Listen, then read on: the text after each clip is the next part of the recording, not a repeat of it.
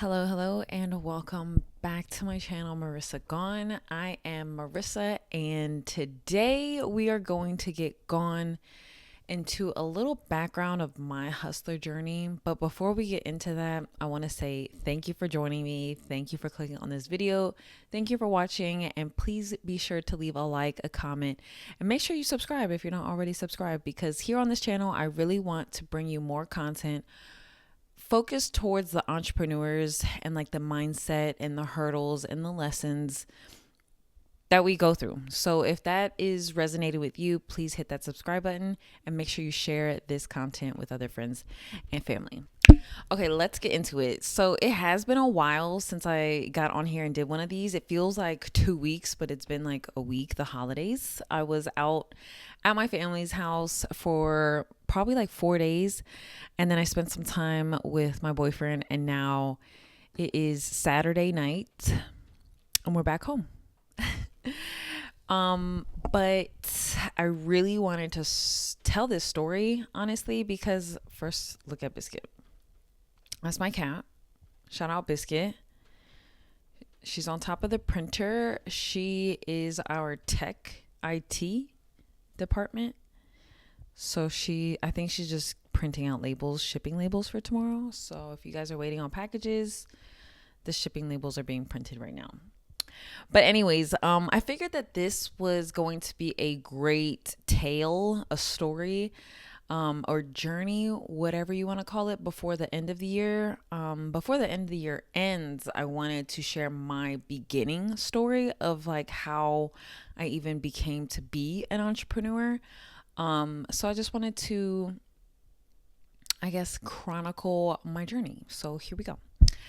Um, as some of y'all may know, I do have my own jewelry business where I make, design, and create personal roach clips, dab tools, bracelets, necklaces for your everyday fashion look. But before all that, I want to take this Biscuit. Are you good? I literally thought I heard her really grumbling. Okay. Where was I? Okay, yeah, I want to take you back to my first hustle beginnings.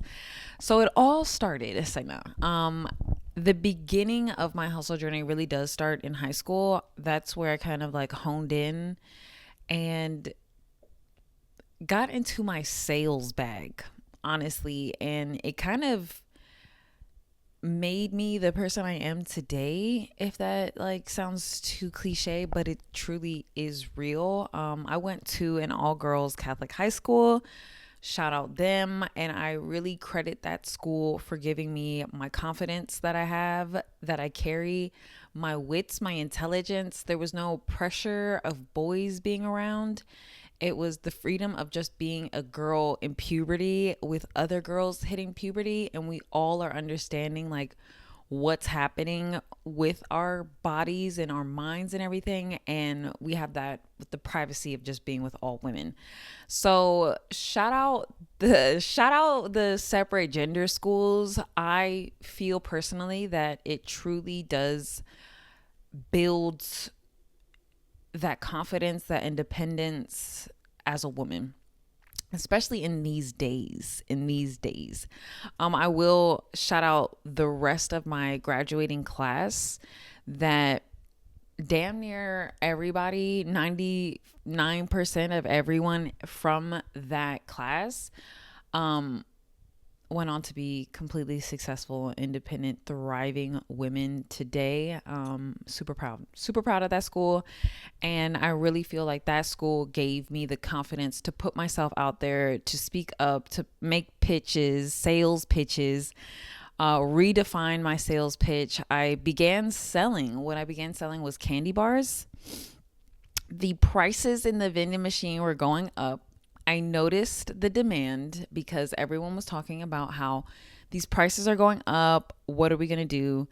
And I was like, well, I can supply them. I can supply them. I have gone to private school my whole life, and I don't know if this is a public school thing. I think it is. I feel like every school does it, but we like schools will sell chocolate bars, or schools will sell raffle tickets, or like, and the kids are responsible for selling the tickets, for selling the chocolate, for like bringing in the bucks for the school. So I always had done that. That's always been a thing in the background of me. But once it got to high school, it was like all that money is going straight to me. Like, we're not turning this money into the school. Like, well, they're not recording how many chocolate bars we've sold and how much money we should have. It was just me. And so headed to Costco, found the chocolate bars, undercut them by like 50 cents, and my shit took off because word of mouth marketing. Eventually the teachers found out and they were buying as well. They were all super supportive until one teacher. It was really the dean of students, the disciplinary. She and I guess the rest of like the higher up faculty, not the actual teachers, they felt away. And so they told me to stop. And so I did for a little bit. I like cooled off for like a month, but then I got right back into it because who's going to stop my bag? Like, no. So I continued on, and I was able to buy me shoes and sweaters and things that I wanted and needed. And I remember when she brought me into the office asking me like, why are you doing this? I'm like, because I want to buy clothes and shoes. Like, because things are expensive and my mother can only afford so much and I want more. Wait. I remember that whole conversation so clear. I thought I was going to get suspended or whatever, but she had so much like empathy and sympathy. Like, why? Like, she felt bad for me. I don't know what the fuck. She was trying to understand if we were in hard times or struggling. And it's like, no, like, there's makeup, there's clothes, there's shoes. There's so much that I'm learning as a girl going through puberty that we need. And the cost of living, even back then, even 10 plus years ago, the cost of living at that, it still is just, things are still expensive and women need so much things. It takes so much to like maintain as a woman. But anyways, so that was my high school experience. We continued selling on until the last day. We transitioned from candy bars to actual lunch items. At a certain point, the motherfucking cup of noodles went up in price. So what did I do? I started selling it. And then at a certain point, they started selling forks and knives. And so I provided those free with each purchase. So that's really the beginning of my hustle mentality. It kind of is a callback to my previous video, I think like 2 videos ago, where it's like if you don't have it, then find someone else, like network out. If you don't have it in you, then find someone else that does, and network and connect and see what it takes.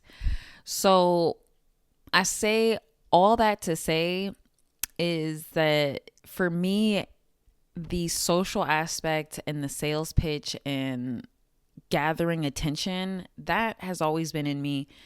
The confidence to put myself out there, that has always been in me. I feel like as far as social media and YouTube and like the internet, that kind of is new to me. But as far as like out here in a real life, the confidence to approach people has always been in me.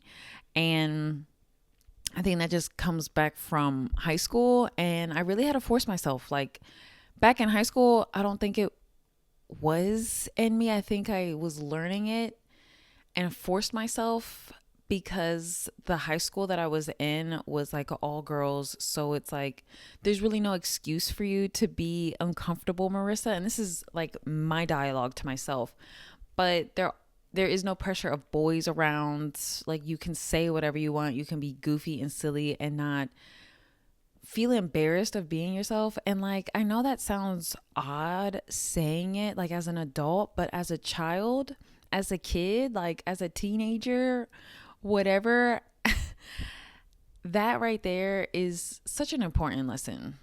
And so if you are young and you're watching this and you caught this at whatever stage, if you don't have it in you, give it like a year or two or 4 or 5 or 10, and like you'll have it over time. I feel like my confidence was never always there.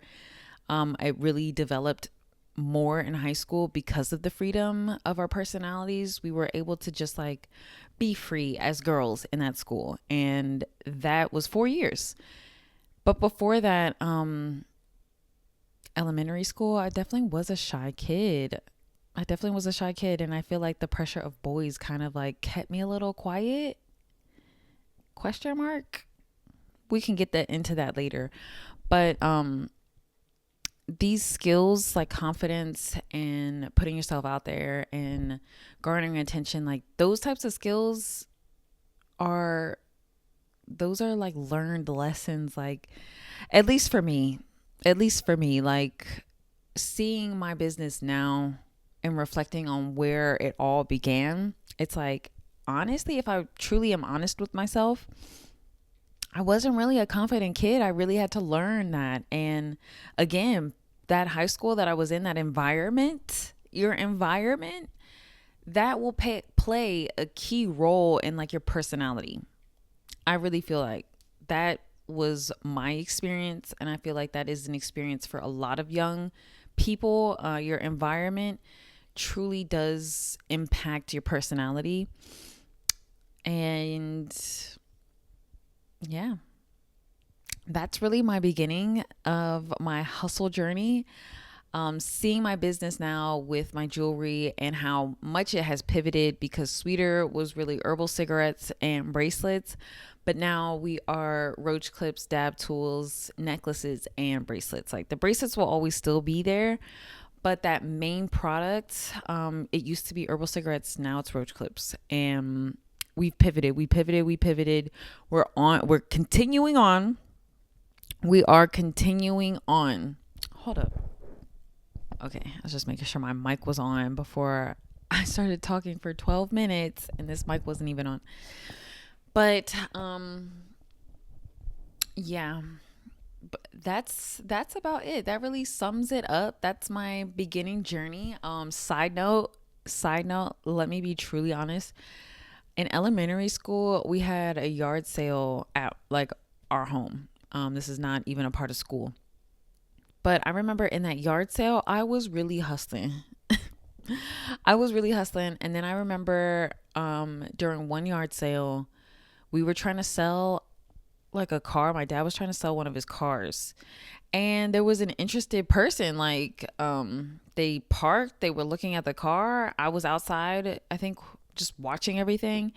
And that's when I called my parents, like, hey, someone's looking at, and they were getting ready, like putting their shoes on or whatever, doing whatever. But I ran to the family and started just like pitching the car. Like, I don't know shit about cars. Like, a little girl is talking about the car. And so finally, my parents came out and then they took over and started finishing selling the whole thing. But I just remember the look on my parents' face of like, she's really out here trying to sell this car. Like, so I think looking back further, I feel like the extroverted sales has always been in me, and that's from my grandmother. My grandmother on my mom's side, she has always hustled and like had a side business of like selling jewelry mostly. And I think I just picked that up from her naturally. And so I think about that summer with the yard sales, and I really shined. And it wasn't until like years later when I got into high school and I was like, hold up, economics right here. The vending machines prices are going up. It's unfair to the students. Let's create a solution. I think from that time period, there was just like a gap. No real purpose of me like needing to sell anything. I was just like 12 to 13. But once I got into high school, things changed, and that's how it is. That's really how it is. Things will change all the time, but pivot. And when it comes to sales and being an entrepreneur, it really is about seeing a problem. Like in your own life, I think a lot of innovations come from people seeing a problem in their own life and then creating a solution, coming up with a solution to their problems, inventing a gadget, a device to their own problems, and then they mass produce it, sell it, and billionaires. Yeah, I feel like a lot of entrepreneur, a lot of inventors, a lot of business is all based off of problems that people see in their own world, and they create a solution, whether that is an app or a roach clip for fingernails or whatever it may be. But problems, this comes back to problems. Everyone has problems, and it doesn't make anyone special because we are all going through our own problems. And I feel like it really says a lot about you on how you deal with it, how like you solve them for yourself. That is really the key right there. And that's like the mindset of whether you're an entrepreneur or not. That is a key mindset that I feel like we all need to start developing, is like, okay, here's the problem. What's the solution? And you don't have to be a business owner. You don't have to like create a whole business and mass produce an invention. But that really is the key to like a lot of mental clarity, is just like there's a solution. And if there is absolutely no solution, like you don't have a quantum nuclear diffuser type shit, like if there is no solution, then it's not meant for you, love. It's not meant for you, or it's not meant for you right now. Give it a year or two, give it 3 years, give it maybe 10 years, and maybe that technology or maybe that idea will finally like fit into this time. But trust the process, and reflect. I think this video right here is healing for me. Reflecting on my past, on where like I get the hustle, the entrepreneur, the sales, seeing where it came from, seeing how it developed through high school, and then how it just like blossomed and bloomed as like a young adult. Starting a business, I am a big advocate for. I want to create another series of like why I really want to be a solo entrepreneur, like why I really quit the whole 9 to 5 thing. I want to talk about my experiences in the work world, like the clock in and getting paid every 2 weeks. Like I have had some interesting experiences that have taught me that I am so grateful for having my business to fall back on, because that's never going to fail. Like I'm never going to fail myself. I might fail myself for like a week or two, but not forever. A lot of these jobs, like in my experience, they have failed forever. Like a complete complete fail for life. Like there's no redeeming you. Goodbye. Like we're going to move on. I have my own thing. I'll be all right. But I'm never going to fail myself forever for life. We always fail forward. We keep moving forward. We keep pivoting. We keep working on our craft. We keep networking. We keep seeing that problems exist no matter what, no matter who. It's how you deal with it. It's how you solve it. That's truly is what's going to separate you from the old version of yourself to the new version of yourself, is how are you solving your problems? Because problems will always exist. But that's it for me, y'all. I am headed out again. I'm going to do a last minute little Target run and then head over to my boyfriend's for a nice little Saturday self-love routine. And I hope you guys have a great rest of your night. And if this resonated with you, please leave a comment down below. I would love to know what your hustler entrepreneur origins are. Let's share. Let's talk. And be sure to follow me on my Instagram for a day-to-day in the background, behind the scenes viewpoint of my life, I guess, as like a on-demand business. Like you can actually see my full business and see what I'm talking about on my Instagram. But that's it for me. Have a good night, y'all.